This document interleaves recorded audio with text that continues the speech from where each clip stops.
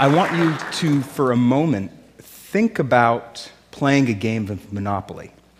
Except in this game, that combination of skill, talent, and luck that help earn you success in games as in life has been rendered irrelevant because this game's been rigged, and you've got the upper hand.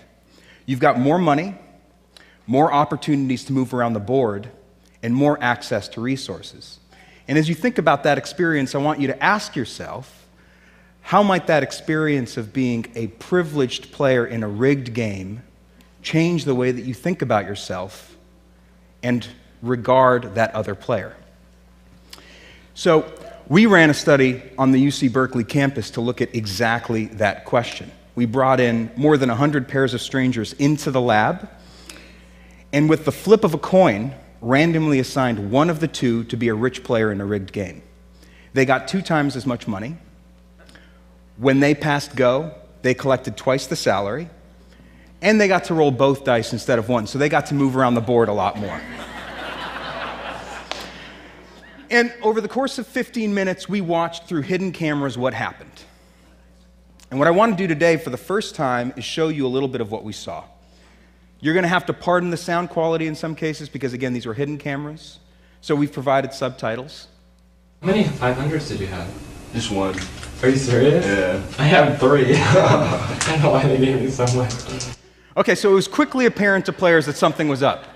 One person clearly has a lot more money than the other person, and yet, as the game unfolded, we saw very notable differences and dramatic differences begin to emerge between the two players. The rich player started to move around the board louder, literally smacking the board with their piece as he went around. We were more likely to see signs of dominance and nonverbal signs of displays of power and celebration among the rich players. All right, we had a bowl of pretzels positioned off to the side. It's on the bottom right corner there. That allowed us to watch participants' consumatory behavior. So we're just tracking how many pretzels participants eat. Are those pretzels a trick? I don't know. Okay, so no surprises. People are on to us. They wonder what that bowl of pretzels is doing there in the first place. One even asks, like you just saw, is that bowl of pretzels there as a trick? And yet, despite that, the power of the situation seems to inevitably dominate, and those rich players start to eat more pretzels. I'm gonna try pretzels. I love pretzels.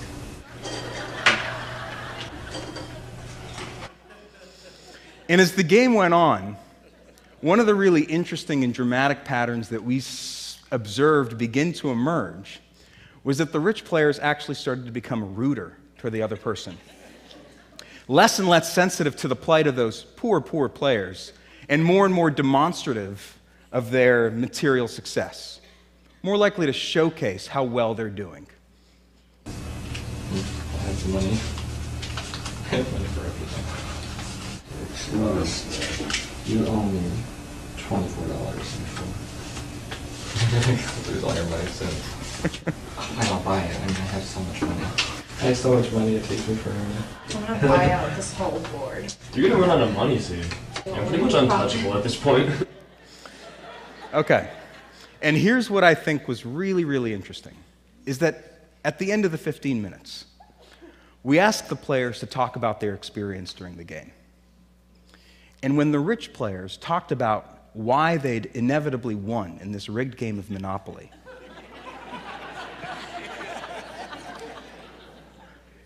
they talked about what they'd done to buy those different properties and earn their success in the game. And they became far less attuned to all those different features of the situation, including that flip of a coin that had randomly gotten them into that privileged position in the first place. And that's a really incredible insight into how the mind makes sense of advantage. Now, this game of Monopoly can be used as a metaphor for understanding society and its hierarchical structure, wherein some people have a lot of wealth and a lot of status, and a lot of people don't. They have a lot less wealth, and a lot less status, and a lot less access to valued resources. And what my colleagues and I for the last 7 years have been doing is studying the effects of these kinds of hierarchies. What we've been finding across dozens of studies and thousands of participants across this country is that as a person's levels of wealth increase, their feelings of compassion and empathy go down. And their feelings of entitlement, of deservingness, and their ideology of self-interest increases. In surveys, we found that it's actually wealthier individuals who are more likely to moralize greed being good, and that the pursuit of self-interest is favorable and moral. Now, what I want to do today is talk about some of the implications of this ideology of self-interest, talk about why we should care about those implications, and end with what might be done. Some of the first studies that we ran in this area looked at helping behavior, something social psychologists call prosocial behavior. And we were really interested in who's more likely to offer help to another person, someone who's rich or someone who's poor. In one of the studies, we bring in rich and poor members of the community into the lab and give each of them the equivalent of $10.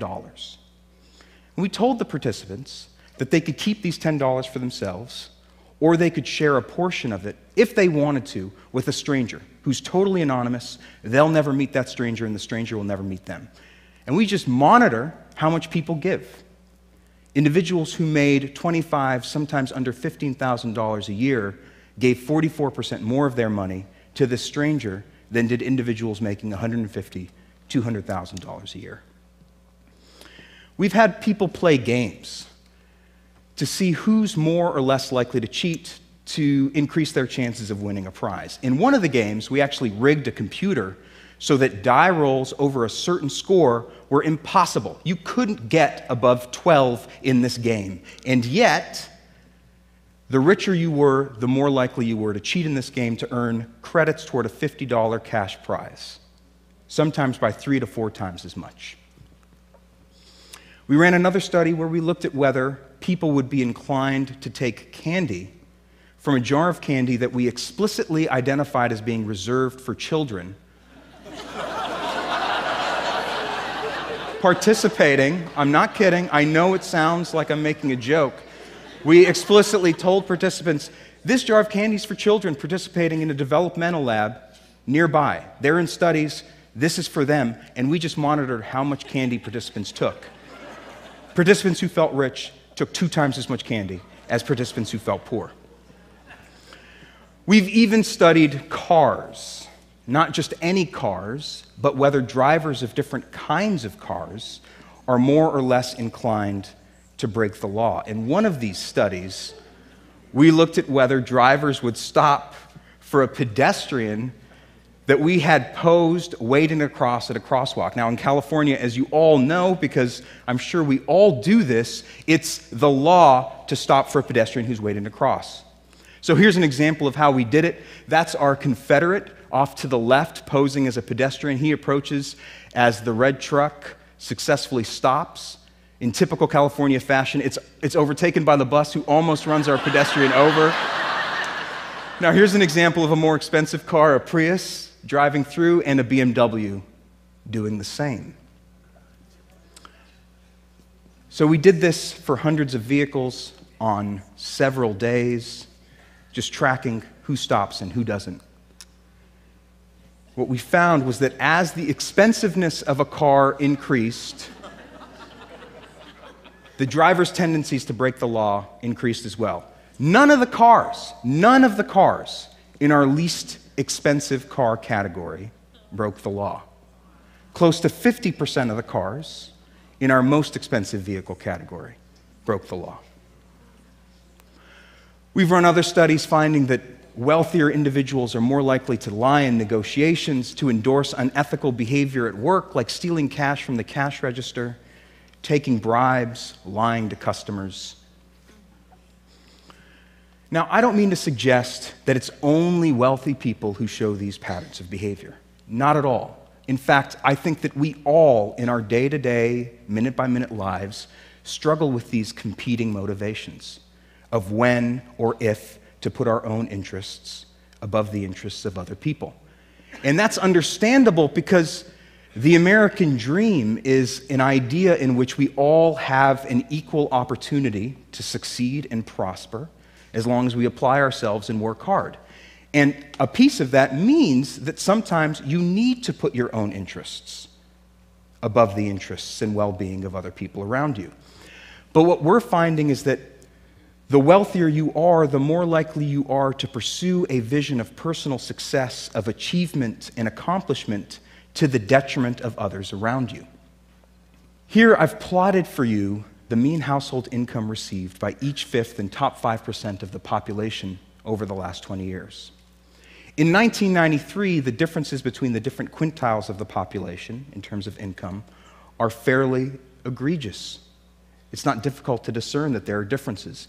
But over the last 20 years, that significant difference has become a Grand Canyon of sorts between those at the top and everyone else. In fact, the top 20% of our population own close to 90% of the total wealth in this country. We're at unprecedented levels of economic inequality.